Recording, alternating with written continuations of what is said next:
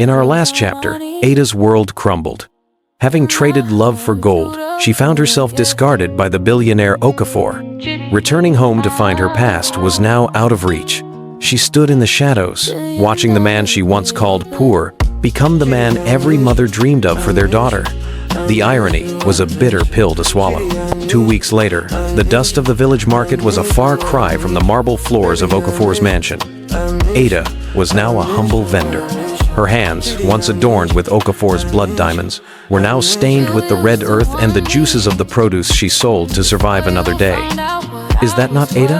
whispered the market women. "The one who thought she was too big for the soil? Look at her now, selling for pennies." Every whisper was a needle to her heart. She didn't fight back. She knew she had earned their scorn through her pride and her betrayal of a good man. Later that evening, a gust of wind blew a glossy piece of paper toward her stall. It was a formal invitation, dropped by a wealthy passerby. Her heart stopped. The union of Chidi and Ngozi. The date was 3 days away. The venue was the most prestigious hall in the city. Guilt, longing, and a desperate need for closure warred within her. Should she stay away in shame, or go and seek the forgiveness her soul craved? The wedding day.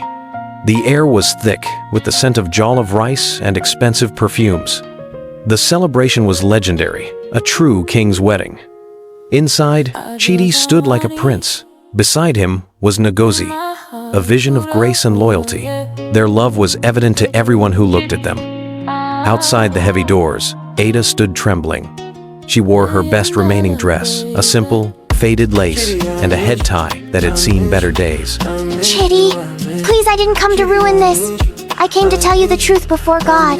I was blind, I was foolish. I thought money was the foundation, but I found myself in a prison. Please, just tell me you forgive me." The guests began to murmur. "The audacity!" one cried. Others watched in rapt silence, wondering if the groom would falter for his old flame. The security tried to stop her, but the commotion caught the attention of the wedding party. The music died down as Ada pushed her way into the center aisle. Ada, you taught me the most valuable lesson of my life. You taught me that love without loyalty is just a transaction. When I had nothing but a dream, you saw a deficit. When I was at my lowest, Ngozi saw a man worth building a future with. I do not hate you, Ada. Hate is a weight I refuse to carry. But the man who loved you died the day you left him at the altar. I wish you healing, and I wish you the wisdom to find a happiness that cannot be bought or sold. But our story ended a year ago. The music swelled back to life, vibrant, loud, and celebratory. Ada stood alone for a moment in the middle of the crowded room, then turned to leave. As she walked out into the cool night air, she felt a strange lightness. The public humiliation was the fire that finally burned away her remaining vanity. 1 year later, time had a way of mending what pride had broken. The village was peaceful, and life moved on for everyone. Ada's market stall had grown into a small shop. She was no longer the girl chasing diamonds. She was the woman who provided honest work for others.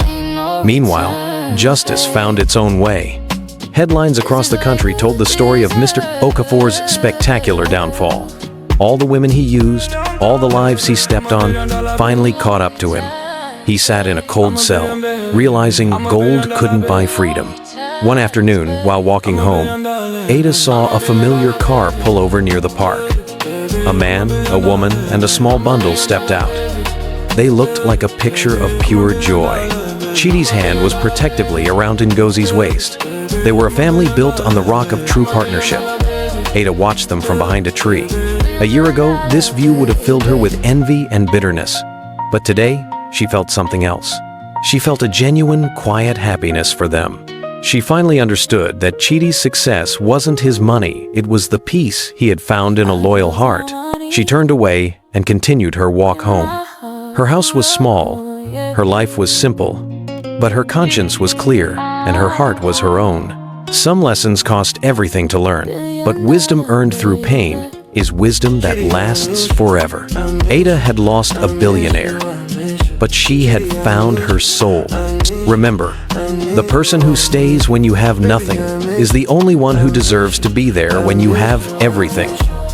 The reckoning was over. The healing had begun. True wealth is not measured by what you have, but by who you are. The end. Thank you for following the journey. May your choices be led by love, not greed. Final moral: loyalty is a currency that never devalues. Invest it wisely.